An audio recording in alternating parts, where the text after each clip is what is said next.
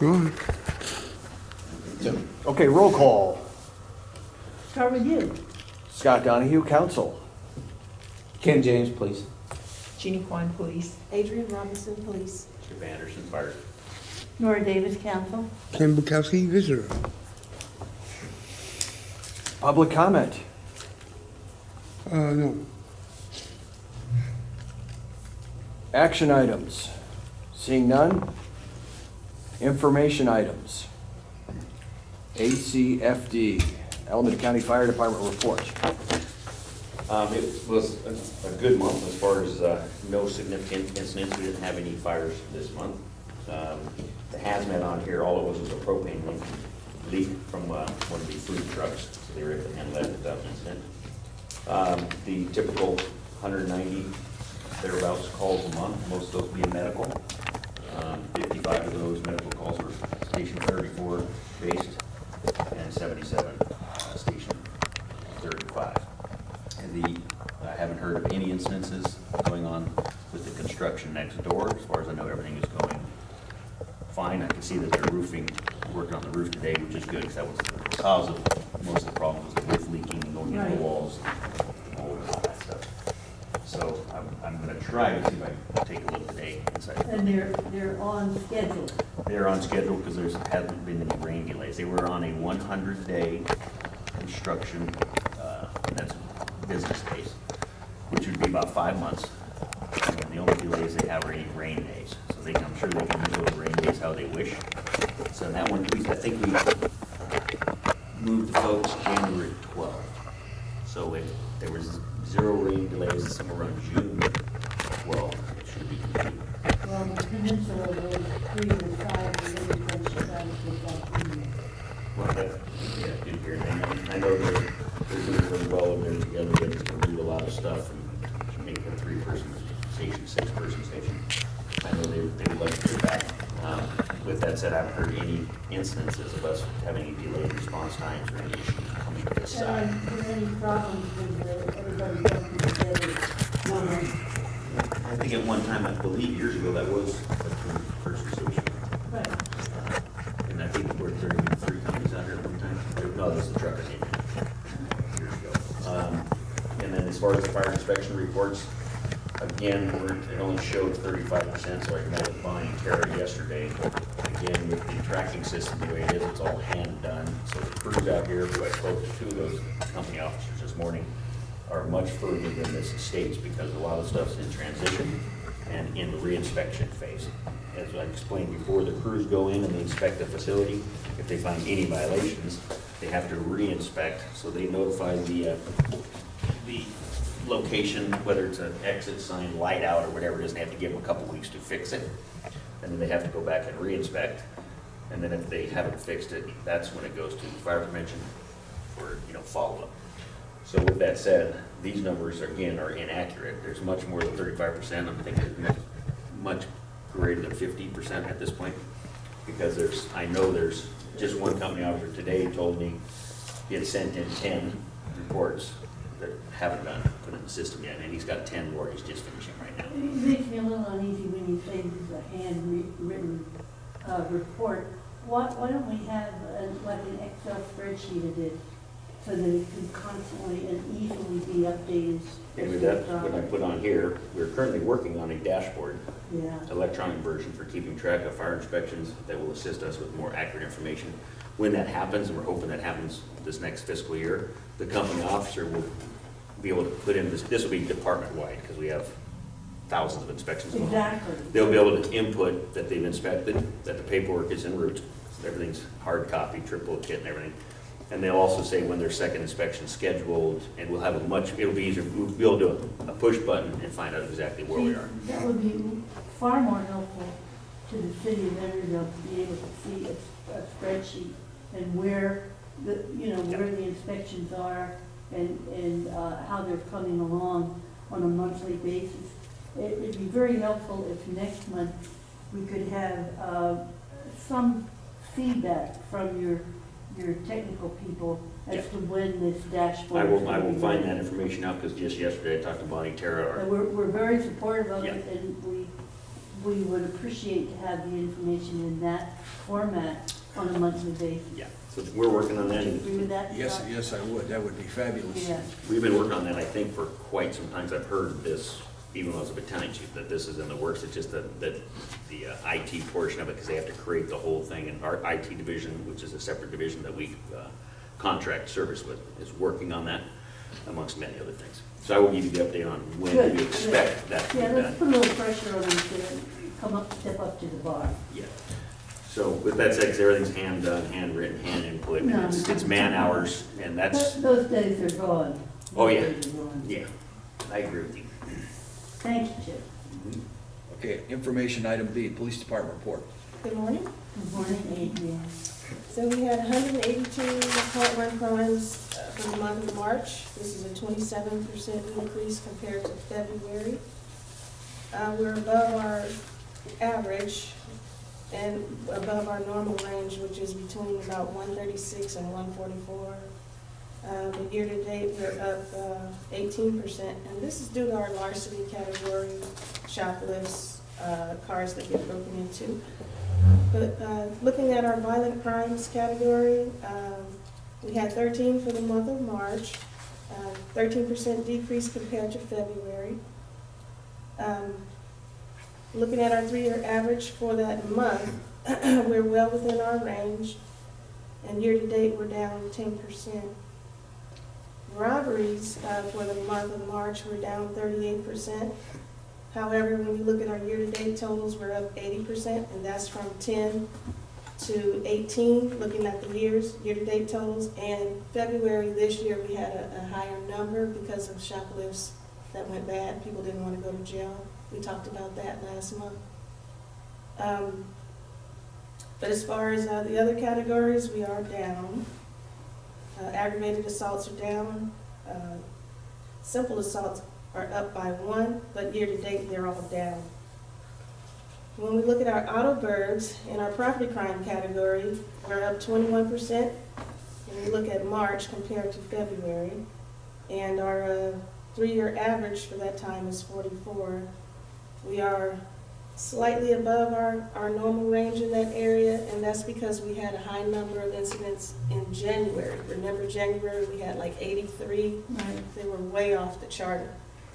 February, we went back down, and now we're creeping back up, and that's because we have identified 3 suspects that we did have in custody. They're now out, and we did say that we might see crime, auto burgs go up slightly in March, which they are. But they're not nearly where they were in January. And as far as commercial burgs, they're down 50% comparing March and February. Year-to-date, they're also down 22%. With the commercial burg category, there's been a shift in the way we write crime reports due to Prop 47. So Prop 47 is reduced certain felonies to misdemeanors, and now whereas we could take someone to jail for commercial burglary when we could prove the intent that they went in to steal something, now we have to take it, do it as a misdemeanor shoplift crime. So we're going to see our shoplift numbers go up and our commercial burg numbers go down. As far as our residential burgs are up for the month 67%. That's from 3 in February to 5 in March, but we're down year to date. And what I'm seeing this month in our residential burglaries are bicycles being stolen from garages. Excuse me. I think we had about three or four.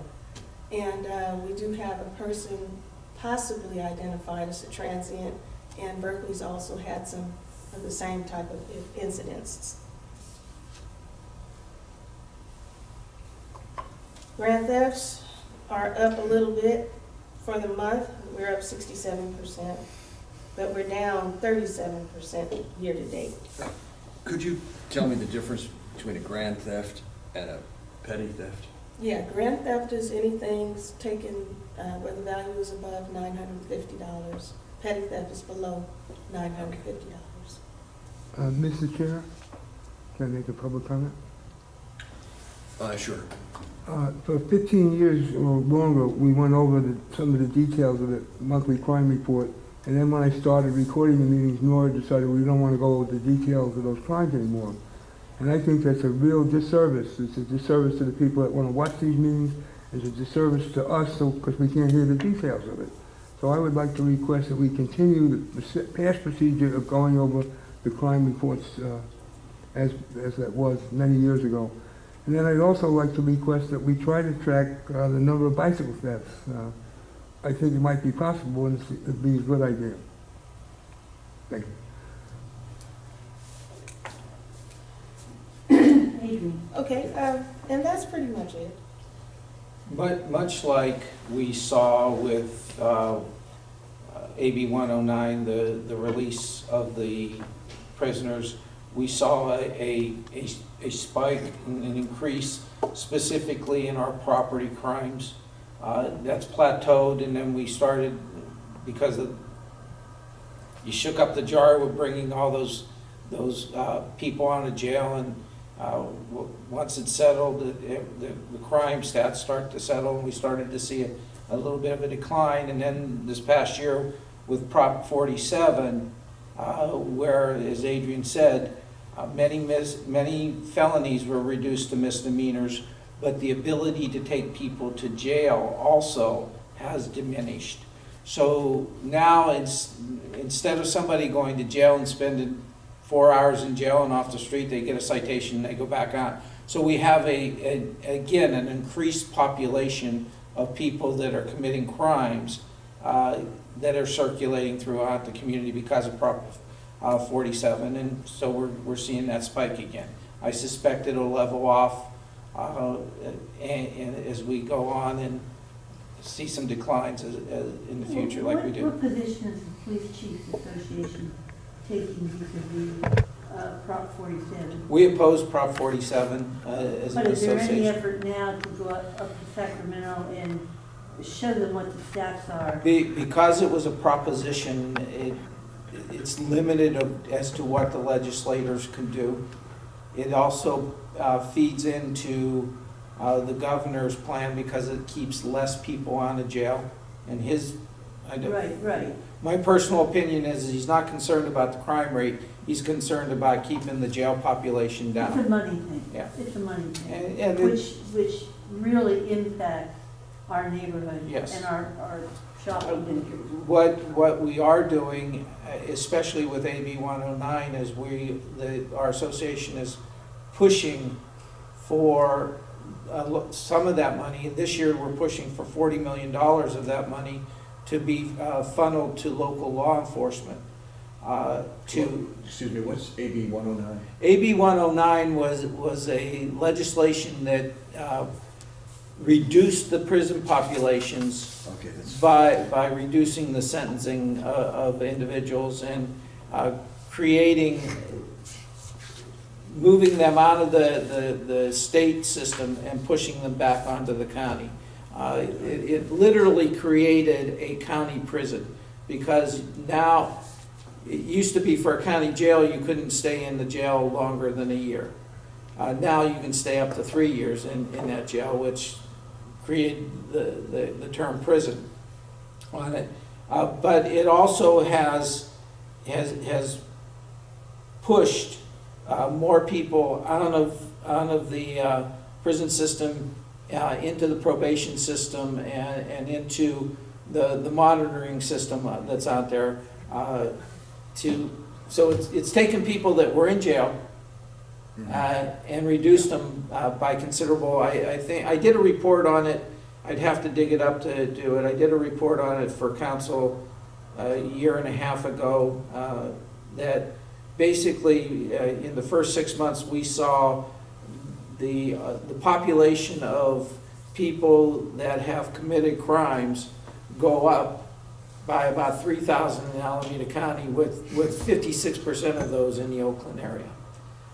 So those people are still out there. They're finding a lot of AB 109 and Prop 47 decriminalized a lot of or reduced the crimes for the drug cases. But those addicts are still out there, they still need to buy their drugs, and the way they do it is through theft and those type of things. So we're seeing the spike there. Like I said, we're pushing for $40 million to go to local law enforcement, and there's a formula for distributing it to the counties, and it's distributed to the counties with the local, the county chiefs association responsible for how it would be used and reporting on how it's used. So that's where we are with it. I'm not quite clear, what would they use the 40 million for? Because it looks like how many citations can you give a man or a woman who goes up to East Bay Bridge and constantly goes in there and shoplifts? An infinite number? Yes. 10, 15, 20? Yes, And it yes. means nothing. It means nothing. It goes to warrant. If it goes to warrant, then we can take them to jail. But there's many of the warrants that are today that are that say right on it eligible for citation. So we cite them out on the warrant on it. There, it is. You can. That's why I'm saying that we have a population out there that doesn't get even temporarily removed from the communities. They're always there, even though they're carrying a citation. There's no consequences for committing the theft if you get caught. So we see our property crimes go up, specifically in auto burglaries, specifically in petty thefts. The thing that changes, and it changes as Adrian said, if we could prove that somebody went in to a store prior to Prop 47 with the intent to commit, and they go in with a foil lined bag that will throw off the sensors, then they've entered with the intent to steal, and that becomes a burglary, which was a felony. They could be arrested, they would go to jail, they would spend a couple days in jail before they go through a court. Now, with Prop 47, they've made that a misdemeanor crime to begin with, so we cite those people out. And we're seeing more and more people that are carrying booster bags or entering. Is that what a booster bag is? A booster bag is something that is lined to throw off the sensors. We see people going into stores with tools to remove the sensors and things like that, and all we can do is cite them. So I suspect that this 18% increase over last year, we're gonna see that through this year, but it'll level off after this year and probably start to go down. So what does this do to the morale of police officers who are on the street day after day after day, seeing the same people come back and just adding on citations? I don't. What does it do to morale? I don't think that it affects morale. I think that our people look at it as that's our job to do. We don't make the rules, we just play by the rules. And the Cal Chiefs is looking for ways to reduce the impact. And going back to the money, the $40 million, it's to try to gain some control over the what is impacting local law enforcement. Most of the AB 109 money, when it came out, went to the county. And it went to the county in the form of putting together rehabilitation programs and community-based organizations that do those things.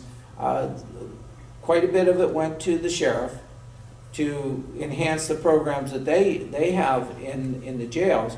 But there was nothing for local law enforcement who are dealing with the increases in crimes. Now we've had the last 2 years, I believe, and maybe even 3, money in the budget that has gone to local law enforcement. And what we've done in the county here is we are creating a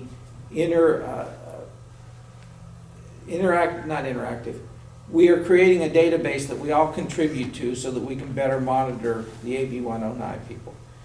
So that our crime... monitoring, there's no consequences. There's no consequences, but at least we know who they are and what they're doing. Are you sharing this with local cities? It is being shared and ultimately will be shared between Alameda and Contra Costa County. Oh, that's good. So all of our crime database will go into what we're building in Alameda County and using the current money. And that will be warehoused in Contra Costa's database warehouse. So we'll have both counties that if we run a name, we're not just running a name for Alameda County, we're running a name for Alameda and Contra Costa County. And we're running a name not based on an arrest, but we're running a name not based on a conviction or a charge, but on an arrest. That we've had contact with this person, we can get into our field contacts and everything else that'll be going in. So we'll be able to keep Well, an and eye at on who some these point, people are. You'll have a database to go to Sacramento and to go to the communities and say, this has been the result Yeah. of AB 101 and what we're Well, creating here is a significant It problem.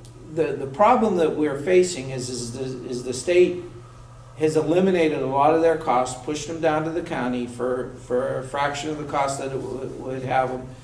And so they're building it to ensure that it doesn't get any worse for them. They just came out with a definition for recidivism. The state definition? The state definition for recidivism, and that is a conviction within 3 years. Well, people aren't getting convicted in Alameda County. People that we arrest for, They're just getting cited. they're not getting convicted. cited and they're being dealt out on a probation. That is not a conviction. Even though they're being arrested multiple times, they're not being rehabilitated. They don't fall under the recidivism definition. Therefore, the AB 109 measures are a big success because we've reduced recidivism by whatever the number is. This really concerns me for things that I've seen as a young person when I lived in Philadelphia, next to where you grew up. That's right. And what I saw in the inner city of Philadelphia as a young person just starting work was vigilantism. It was really ugly, and it created a ugly urban culture where individuals, business owners, were actually shooting drug addicts, and not getting charged for it. And the people that were shot were scared that they would be killed or their relatives would be killed because of this vigilante culture that grew up. And I just, this can be so ugly to have this. And I just think that to publicize what's happening, what you've just told us, I think needs to be common public knowledge. So we don't enter into, that we have a social problem that we have to address somehow. We're not doing it how we've done it in the past, but we can't fall into some ugly cultures that we've had in our country in the past. I just, I'm afraid of that. I don't want that for us here, and I've not seen that in California. And Well, I don't want that to be a part of our culture, and I somehow, we have to find other ways to get people from this mode of earning a living, or, Supporting a habit. yeah, supporting a habit. We have to do Right. something different, and I don't have any answers, but Well- we need to let people know just what you told us. in Contra Costa Times today, there was a big article in the front section about this individual, and it's PrEP is the program that Second chance. it's a second chance, yeah, and they're talking about the success rate. Well, the success rates are very small because if I come on as an AB 109 person, and I'm not required to avail myself to any of the services that the county has. I can, and they're gonna give me all the services, but there's no stick if I don't. The only time that there's a stick is if a judge orders them to the services, and the judges aren't apt to do that on a lot of these. So it is a revolving circle, and just as a tangent of what you were saying, Scott, the NRA people and the pro-Second Amendment people are already talking about the increases in crimes and the need to arm themselves to protect themselves. Because the police can't do it, there's all these things, crime rates are going up, and they're saying, well, you know, we need to fight any gun regulations because that's just taking away our ability to do it. And they'll cite, I read in just something yesterday, it was a letter to the editor citing that there's 100,000 crimes a year that are thwarted by armed citizens. Where that comes from, I don't know, but that builds right into the Yeah. vigilante aspect that you see and you hear, and we just see the deadly consequences of it. So you're not getting any complaints from the retail section, from the retail stores about, hey, you're seeing the same people come in over and over and over again? There's a little bit of frustration by the businesses sometimes when they see recidivism. But because our response times are so fast and that we're there and dealing with the situation and working with them, and we're also working with loss prevention also, so that they can put together flyers of people who just because they come here in Emeryville and commit the thefts, they will also go to other Right, stores. right. And we share information. We're working with them in partnership. And so there is a sense of frustration, but they know we're trying to work within a system that sometimes, Well, you know, you look at your police reports, you have the same name yes. over and over again, at Pack and Save, at Target, at Home Depot, the same people over and over again. And at some point in time, you're right, there's going to be a reaction. I think it's just starting to build. Well, what the reaction will be is businesses will not be willing to come into areas where there is a high crime rate. My theory about Oakland not being able to attract business has nothing to do with anything other than the crime rate and the ability to reduce that crime rate. And you have major businesses, grocery stores and such, leaving the city because their shrinkage rate is so high, it's not profitable to stay there and offer that service to the community. And I think that we'll start to see that more and more as it goes on. But let me understand this, Jean. Right now, because of the extremely good response time, when there's a complaint on the part of the retailers and shoplifting, we have someone there within 5 or 10 minutes, right? Even less. Even less. Mm-hmm. But we'll So give right now, we've got it quasi under control. We'll give you a little story. Just last week, Spencer Giddings is driving down Bay Street, sees a car double parked on Bay Street, flashers on, nobody in it, pulls up to it and is getting ready. Spencer Giddings, a police officer? Yes.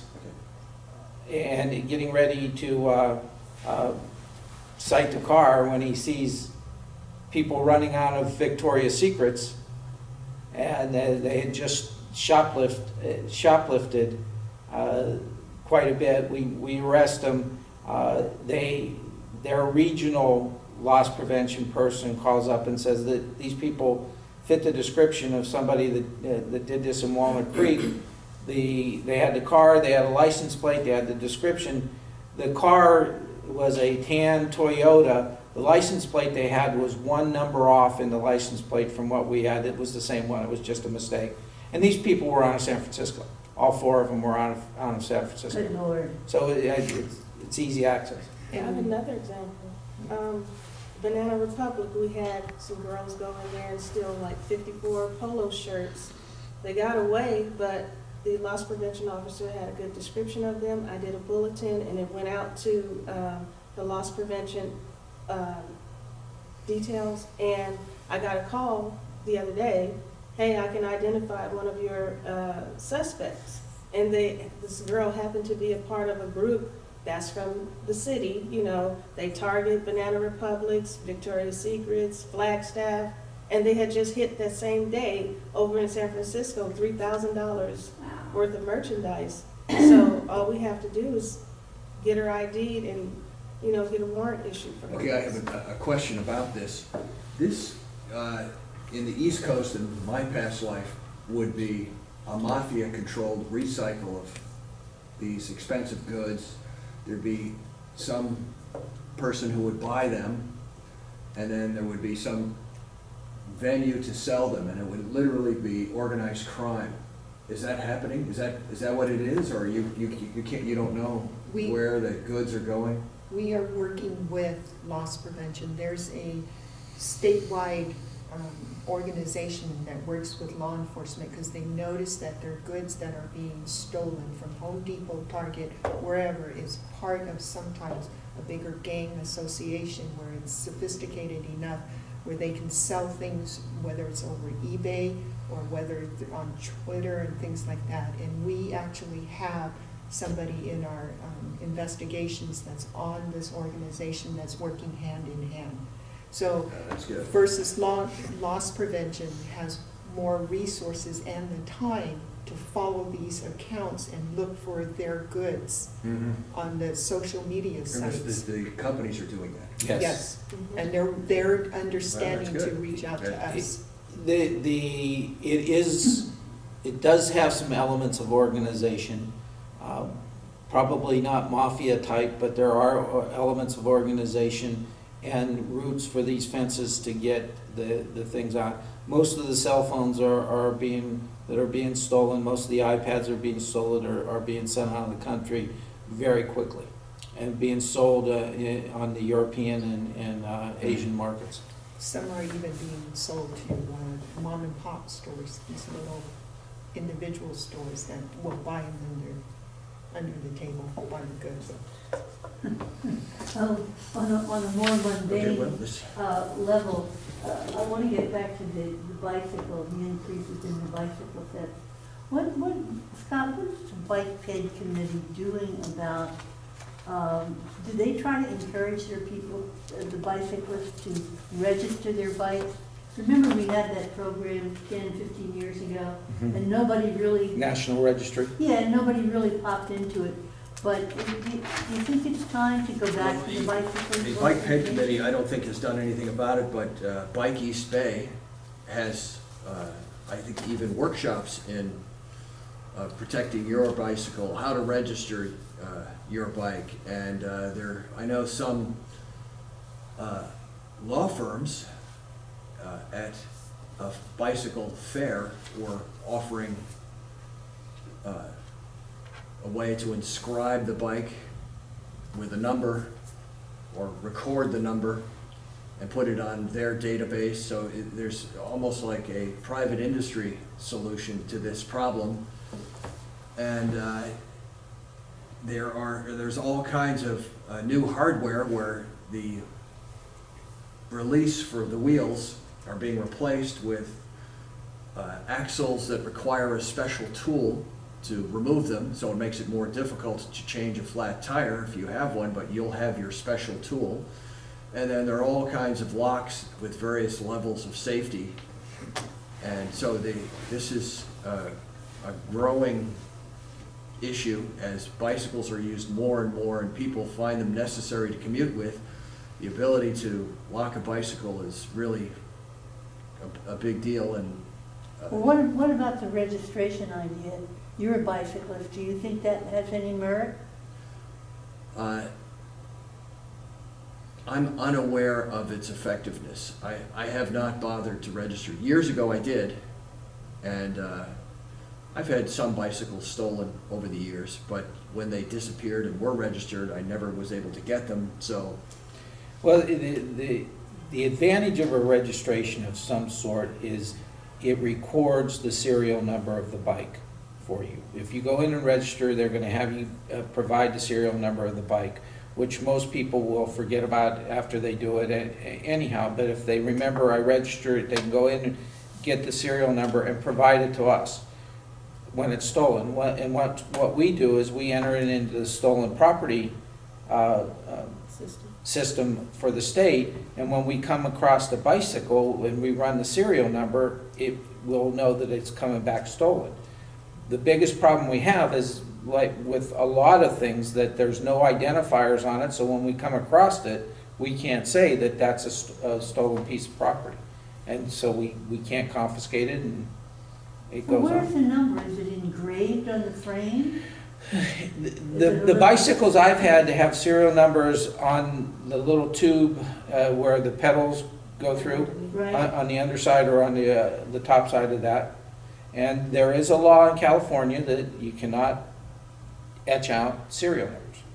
So even if we come across the bike and the serial numbers are etched out, we can confiscate that bike as possible stolen, because the person that's in possession of the bike is committing a crime.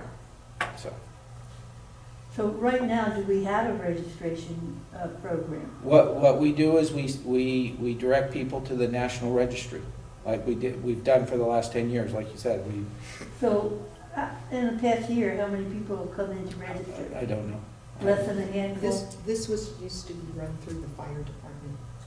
We used to do that years ago. Oh, yeah? And here's one of the problems we had when bicycles became non-American made and more overseas. Because I started 27, 28 years ago, we would be stamping bikes and it wasn't a problem. All of a sudden, the overseas bicycles are coming in different metals, and we go to, because we had to use a hammer and a stamp, pull out the numbers and the letters. We'd fill out the cards and we'd send it to sheriffs. We would go to do a stamp and it started caving in Whoa. the housing that holds the pedals. We're like, oh geez, and the paint's chipping off. It was very cheap metal, and literally we were denting inside. We, long and short, we were damaging the bikes. The way the old system, thick metal, you could put stamps in, not a problem. And it got to a point about 15, 20 years ago, we were doing damage to bicycles. Just phased it out. And it got phased out. Plus, I think, like he says, there were so many bikes that were stolen. And I don't know when the etching, if the etching's been around forever.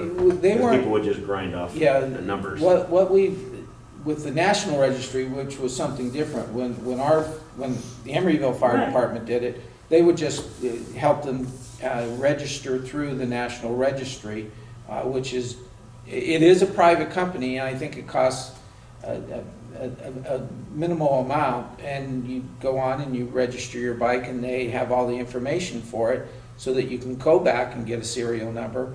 Or we actually, at one point, had the ability to query the registry for the bicycle owner, but I don't think that it's widespread. It would, probably the best thing to do would be have some type of legislation that would require a registration of a bicycle upon sale by the owner. And so that when I go into Hank and Frank's and buy a bicycle, Hank and Frank's has to enter that into some sort of registry, and it's done. That makes sense.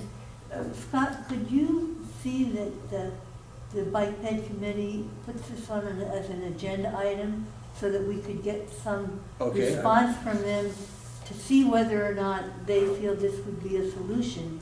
And, you start with a small step. That sounds like the way to go. Can you But take a public unless comment? the Bike Ped Committee is not really enthusiastic about it, if they're enthusiastic about it, we can move forward. But if they say don't bother, well, they're the bikers. I think they would probably rely on Bike East Bay. Don't Did you have a most sales occur between individuals and not necessarily from a store? At some point, they have to occur at the store. Right. So if the store does it, yeah, we're gonna miss a lot, you're right. But we'll at least have them in the registry to where we can go back and say, okay, this bike belonged to Ken Bukowski, and here's his numbers, and we can contact Ken Bukowski and say, hey, we've got this bike here, do you know where it is? It's shown registered to you, and you can say, no, I sold that to Ken James 5 years ago. I don't have any contact. Well, we know it's gone through hands, but at least it gives us a lead to start to do it, and it gives protection to the original owner. Okay, we'll move on from that issue. Thank you, Adrian. police department overtime, staffing report. Uh, Giving you the overtime report, I've added a comment because March is the first full month that we've seen with the 12-hour shift. So I added a column that shows the February totals as opposed to with the March totals. Our overall spending in overtime for March was $27,000. That's, if you look at the February, we're only a couple $100 short of what we spent total in March. We spent just in staffing in February. In March, our vacation, every category went down, and we cut it more in half, our staffing overtime as opposed to February, and that even includes the 4 hours of automatic 4 hours of overtime that's built into the 12-hour shifts. So we, for the month of March, in staffing, we spent $12,284. The biggest part of that was $4,700 for the 4-hour overtime. Minimum staffing was at $29.35 because we still have a staffing issue in the radio room where we're paying 8 hours a week to meet minimum staffing in there. So, but the minimum staffing in the patrol section is down significantly.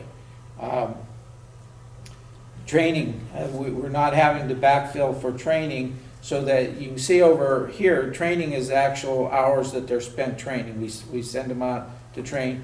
This month we had range training to get our people all qualified to meet the state standards. That's $6,700. In the past, to do that, we would have had to backfill on shifts.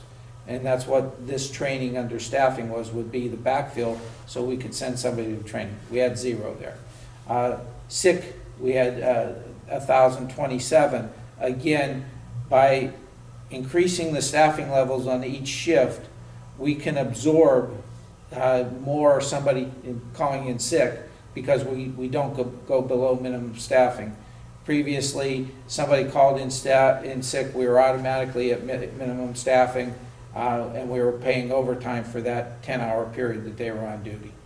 Comp time, all of these vacations is the same thing. So at this point, looking at this, the 12-hour shifts have reduced our overtime significantly. Well, the really critical factor here is what has the 12-hour shift done to the quality of service?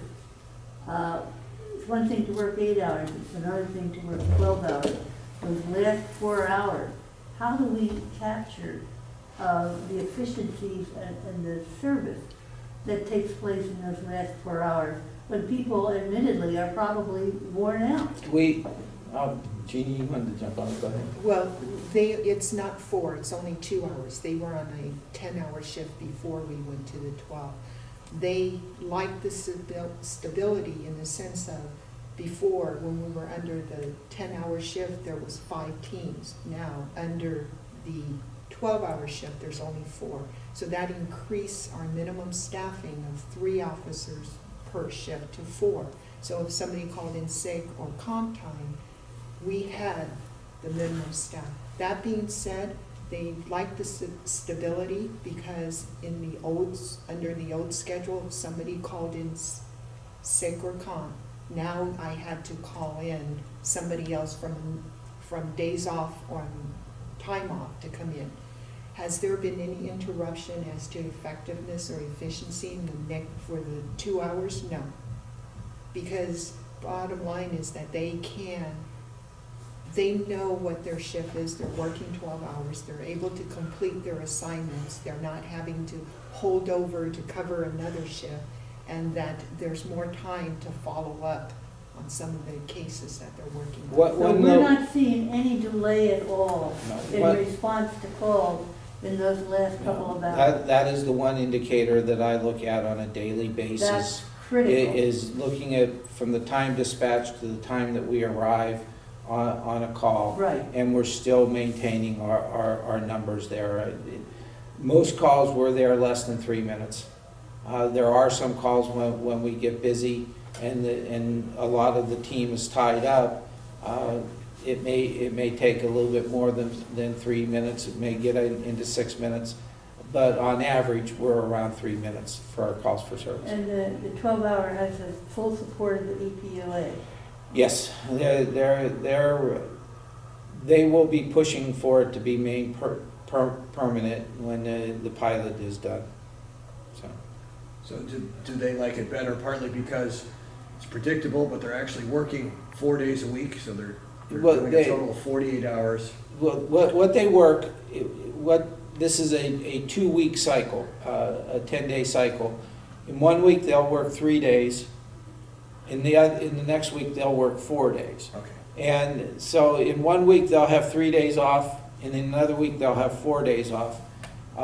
They love that. They love the fact that it's normal. They're not going to get woke up in the middle of their sleep, whether they're working graveyard and they're getting called in to come in during the day shift, or they're working days and they're sleeping and waiting to get. They're not getting woke up to come into work. They're not signing up and having their days off taken up. They can predict better what they're going to be working over the 2 weeks. The problem, and 12-hour shifts have been around for a long time. Piedmont has 12-hour shifts. The problem that I'm concerned about most, I initially was fatigue, but fatigue doesn't seem to be it. The problem I'm concerned about most is the disconnect with the community.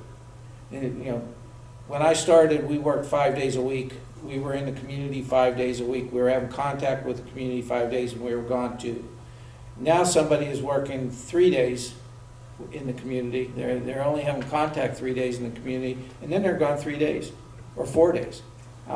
And so I'm concerned about the relationships between the officers and the community being lessened as this goes on. But I think those can be remedied by effective programs in other areas other than the patrol section.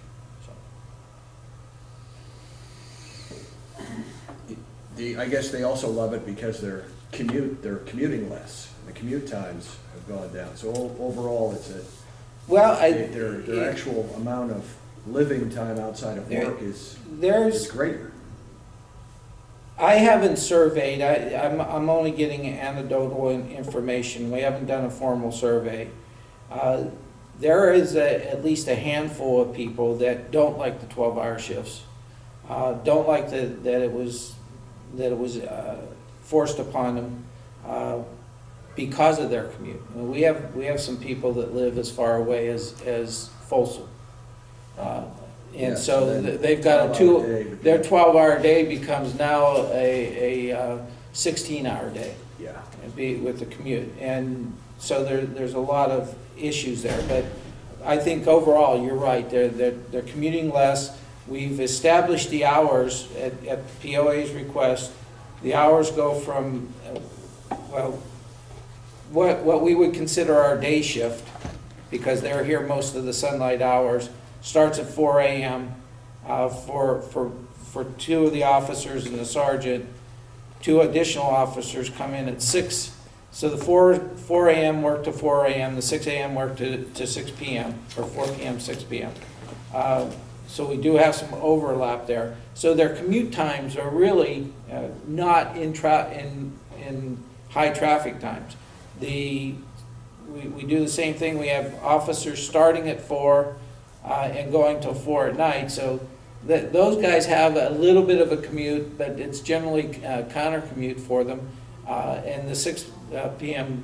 officers start, they have no problems with commute. So yeah, I think that their commute is probably easier. Okay, Yeah, now we have update on the police body camera deployment. what's happening? Nothing. Come on. The we had a meeting scheduled for the 31st to meet with POA to go over, it was the second meeting with POA. We initially gave them our proposal for the general order. They came back with a counter proposal that was a completely different order. We modified our order to try to meet many of their concerns, send it back to them, and we were supposed to meet with them on Thursday, Monday. And they hadn't responded with a counter proposal to what we'd sent them yet, so that meeting was canceled. I don't know when the next one is scheduled. Well, let's put this on the May meeting for an update, and see where we are in everybody Sure. getting together on the same page. And then, Is it, is it possible that I could look at the function of the camera and see how it operates, just to? Sure, if you take just a few seconds. while we're waiting, what's happening at East Bay Bridge? Bay Street, Bay Street. I think East Bay Bay Street. Bridge is still Bay hanging Street, down. I'm sorry. Bay Street. Everything is fine there. We have a system that crashed with our camera system as we're trying to get it upgraded, so call it bad luck and bad timing. So we're working on that and still working to improve the camera systems and things like that, but And you're getting ready for summertime, right? yes. Well, we're getting that little refresher course from the spring break. Oh, Because they're exactly. already there, yes. But Exactly. so far, so good. Good. We've had a disturbing call from AMC where they snuck in, but they have to keep those rear doors closed, so that's how they're getting in there for janitor leaves them open. But we got them out, so everything else. And no problems at all with AMC selling liquor? No, surprisingly not. We really don't have any issues. We've had a few graffiti issues, but we feel like on the escalators, we feel like it's the same person. They busted up the emergency stop button, and then probably a day before that, huge graffiti where the glass of the escalator is, so it'll have to be replaced. There's nothing to remove that, but it's happening at the last showing, so we have a guard in that area just kind of Good. monitoring everybody coming down. Maybe the same person, maybe someone different, but nothing from the little bar. You guys are on top of it. We're trying, we're trying. So here's the camera. It will mount on the shirt, generally worn about chest high. To activate the camera, we just slide that down, and the camera's activated. To stop the recording, we push it up. And Okay, so stop. just push this towards Ken, so you can see there's a little green, Yeah, there's a green dot. button, there's a green dot there. so that's on when it's like that? Yeah, it's on when it's like that, it's off when it's like that. Okay, Now, there have been, the POA did express some concerns that that green dot creates a target for them, but cops that train all the time can't hit a target that small, let alone somebody else, so I'm not real concerned about that. Again, it turns on, and the green dot provides the idea that you know that the camera's on if there's a green dot there on it. But don't you police wear vests? Yes, So if you have the camera down low enough that the vest is in back of it. yeah, I agree with you. It's, now, what do you mean by that, Nora? I'm not understanding what Well, you're saying. A protective vest. the vest protects from around, The truck. from here down to here. If the camera's there and somebody's shooting at the camera, You got the You got vest some in back. Kevlar between you yeah, and between, that yeah, bullet. exactly. But how about the angle of view? I take it it's a really wide angle lens, and that the connection to the front of the officer, you know, I can't, you're Well- sporting a little bit of a gut, but not too bad. The average officer is probably, you know, the angle of the gun is gonna matter for the point of view. But This is- it's more in the Point at the chest. sky. It's more at the chest, it's not down here. We're gonna require that, our proposal is it's required to be on the chest. Now, the camera is a tool, but it's not the cure-all that I read people saying that, you know, if they had the camera on, we would have saw what happened. You might not. I mean, in a shooting, If the camera's mounted here and I bring my hands out, Yeah, that's a problem. you're not gonna see it, but we're, it's not. Nothing's perfect. Nothing's perfect. It's also coming from this perspective in a two-dimensional view, Right. Yeah. and you don't see all the things that the eye might see. So it's not the cure-all, but it certainly provides more information than what we would have. And from my point of view, it takes away the my word against your word, because it's going to, Now, it's also recording sound, is that true? yes. And how long of a recording range does it have? I How don't, many hours? these will, on a charge, these are good for 15 hours. I don't know how far off that it will record on the, for the sound. Because, I mean, it's broadcasting out? It isn't recording into a chip here? It's recording into a chip, yes. It's but I don't know how far out it will, how sensitive that microphone is to pick up the Oh, I noise. see what you're saying. And then at the end of each shift, they'll come in, they'll put it in the cradle to download. It'll be downloaded into our server, and will stay there, you know, for 180, And recharge. 365 days. No, then they'll take it out and they'll recharge it in their locker. 366. 366. I'm assuming that may not even be turned on during a shift. It's probably 15 hours of recording time. Yes, it's when 15 on. hours of recording time, and we, at this point, we are not, our general order does not require that it be on all the time.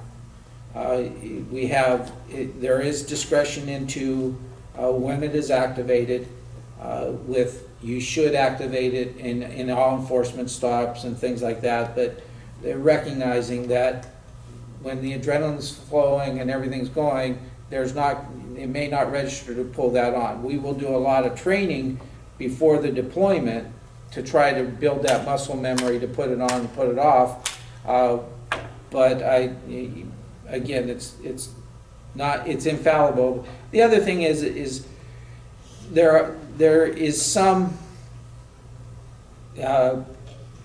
people that are saying it should be on all the time to capture what the officers do. Well, to me, that has a chilling effect, not only on the officers, but on the public, on the general public. Because if you know you're going to be recorded and you just want to say hello, or you want to give the officer some information, and you're going to be recorded, you may not flag us down to give us the information, or you may not want to be on the camera. So if we have it on all the time, it's too much. it's a chilling effect on the officers, but to me it'll have a chilling effect on the public. If we have it on in enforcement stops, or when they think that there's going to be an issue come out of it, it goes. Now, we were field testing cameras for the last 2 years, and in actuality, Warren Williams was wearing a camera the day of our officer-involved shooting.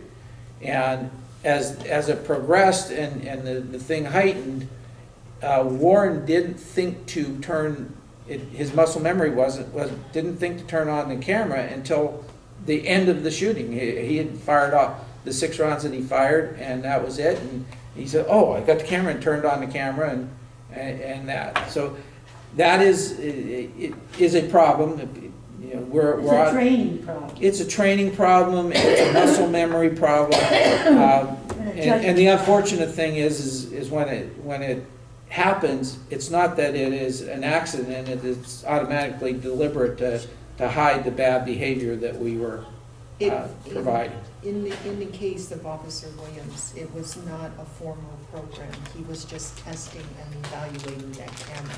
So once we formalize it and train it and get that muscle memory in. Would you characterize the discussion between administration and the Emeryville Police Officers Association as what? How would you say the differing points of view are going? Oh, I don't see a big problem. at all. The issue is more, If I can, since we've been working on this project for almost 2 years, they're the ones that, and we've been testing the camera, they want the cameras. They want the body It's their cameras. protection. Yes, and they understand that. They understand that it protects them and it has reduced use of force and reduced citizen complaints. There have been studies stating that. That being said, they just want to make sure the policies, and there's little nuances there, that is what's being discussed with the chief. Yeah, for example, they want it written and memorialized that they can view their camera anytime that they're subject to questioning about what they did. My inclination is, yeah, it's fine to view it, but I don't know that as a chief I would want to memorialize that, because there may come a time where I don't want them to view it first. The other thing, the other side of that coin of viewing it is when all the studies have shown that after a traumatic incident,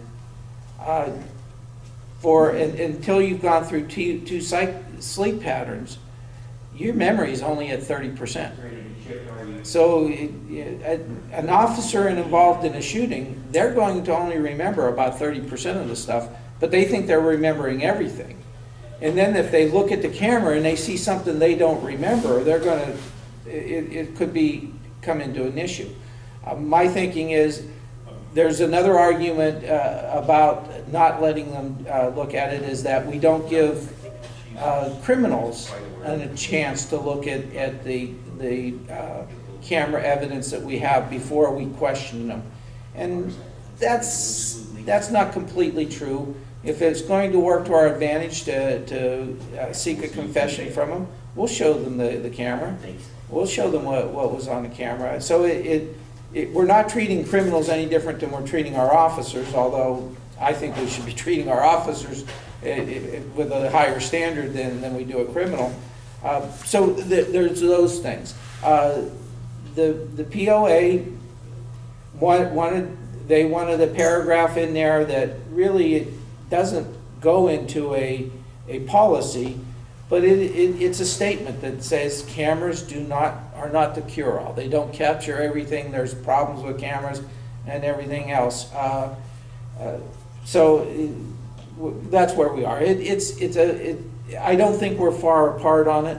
The difference,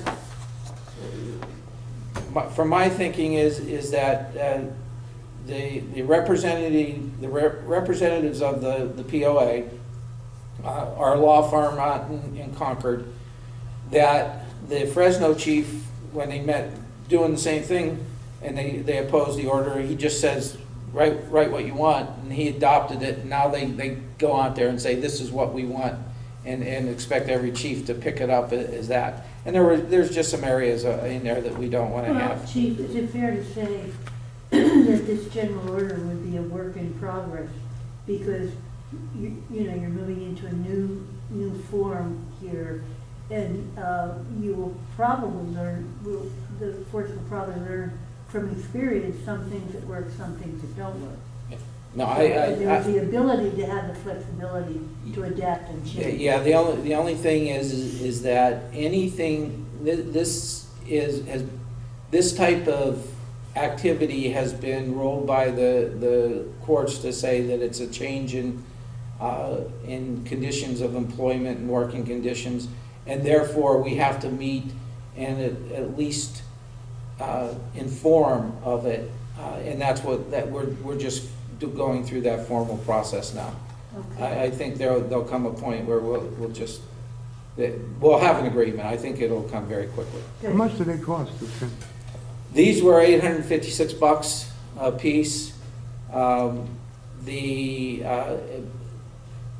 We bought 50 cameras, and we bought a 3 terabyte server to have the storage to it, and I think the entire project cost us about $35,000. Moving along.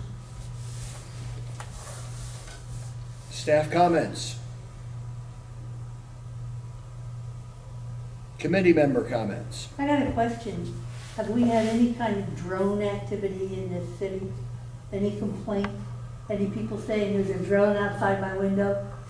No, we haven't had any complaints. Okay. That's all I got. Well, I'm just curious about how the various investigations for our police shooting are going from, I know Oakland was investigating, and I guess the Alameda County DA was investigating, and the Emeryville Police Department was Yes. investigating. What's the status of those? In Alameda County, the protocol is there's a minimum of 3 investigations. The DA does their own investigation into the shooting. They were here, they had representatives here that night when our officers were interviewed. They participated in the interview to get what they need to do theirs. But they will also, before they come to a finding, will review Oakland's findings. Oakland is the agency of jurisdiction because it happened within their geographic area. I was told today that Oakland, because of the workload of their homicide people, expected not to have it done, their report done for 2 weeks, at least 2 more weeks. I told our investigative sergeant to complete our parallel investigation of what Oakland is as quickly as possible. Let's not wait on Oakland, although some of the evidence will come through Oakland to us. For example, we have not gotten the result of the tox screen on the suspect from the coroner as yet. So we won't have that. So we'll move to finalize it. And then that is an extra of the 3. The third one, normal, is the administrative investigation, our IA investigation into violations of policies and procedures. And that should be done within 2 weeks and have a finding on that. All that's left to do is re-interview both officers to clarify some things. Because we can compel in our administrative investigation the officers to answer the questions, we do not participate in the interview where the criminal people are looking at it. The criminal investigations are going down because in our presence, we can compel them to do it. So we do our own separate IA interview on them, or we compel them to answer all the questions. They don't have the right to take the 5th on that, but anything they say can't be used against them in the criminal portion of it. And we've hired a investigator that is the retired chief of Pleasanton to perform that investigation. And although he's employed by the city of Emeryville, he is an independent investigator that will look into the IA portion of it. So.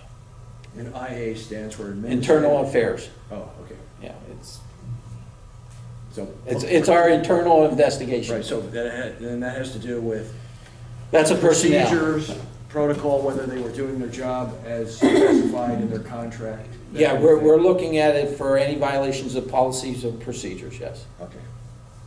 Thank you. And at the end of all this investigation, and when Oakland and the county and your investigator and your IA people have come to the end of their investigation, how are these results communicated to the public?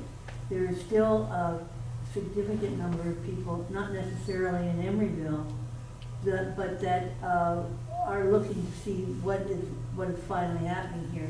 How is that going to be communicated? I don't know, Nora, I really don't, because it is a different model than the last time that we had an officer-involved shooting. There is more interest into what is going on now. The district attorney generally just makes a determination at the desk level and doesn't make a press release. They notify the agencies. The agencies in the past generally just, because it is so far removed from the actual shooting, don't do anything, and it might appear as a little snippet on page 42 of the local paper.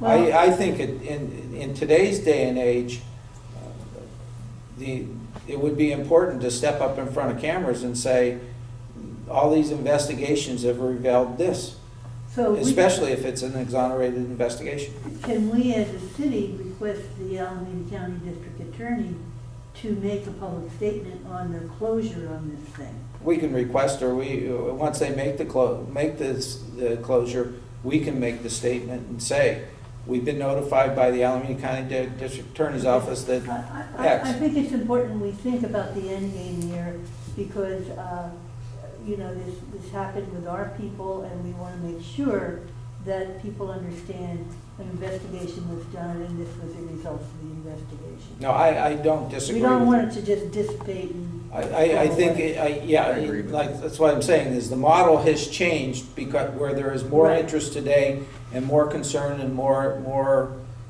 desire to hear what the outcomes are. So, Right. Okay, Okay, that's, we're adjourned. very good, good to see you. Thank you, thank you.